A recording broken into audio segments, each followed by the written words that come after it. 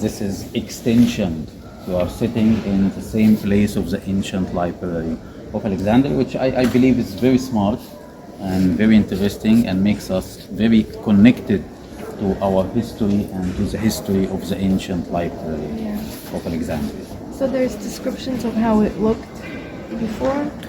Yeah, of course, yeah, it was, they say there were like hundreds of galleries under the ground, many thousands of papyrus, and any ships, as they say, at that time stopped in Alexandria, because the port of Alexandria was the most popular port at that time. Any ships stopped in Alexandria, they search it. Any book found, they take the original and they give them copy. So Alexandria Library was like a lighthouse for knowledge, and all the books of the whole world were here in the ancient library of Alexandria. And they say when the library was destroyed, it was a loss for the humanity, with all the knowledge and all the books that were here in the ancient library of Alexandria. So nothing was saved? Only one piece of papyrus. One, no. Yeah, just one piece, and it's permanent. And it's in Italy now, I think in Museum of Torino in Italy. It's the biggest Egyptian museum. Yes, we have the original. It's stolen in Italy, as we all know.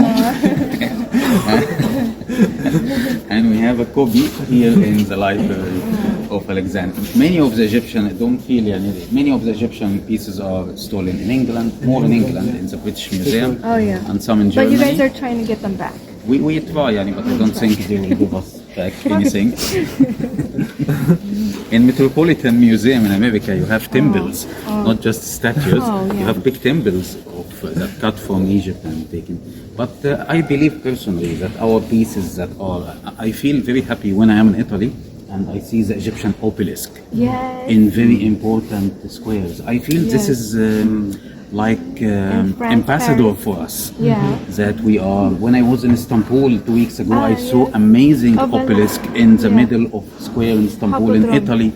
Everywhere you can see Egyptian stuff. In America, Metropolitan Museum in England. So I feel they are like marketing. And this shows that our cultural impact is very strong until now. In the main, in Paris, in the Concorde Square, one of the main Egyptian obelisks. So I believe this is very in front of the White House in America. There is, it's not original, but they have a copy of Egyptian obelisk, which I believe is very. I remember, for example, when I was in Italy, I was seeing the tourists and the guides talking about Egypt in Rome. They have to explain the obelisk and talk about the history of Egypt and the impact of Egypt at that time. So I believe it's a very good marketing and a very good cultural exchange that we have all these pieces everywhere. The only pieces that should be back, the pieces that are like masterpieces.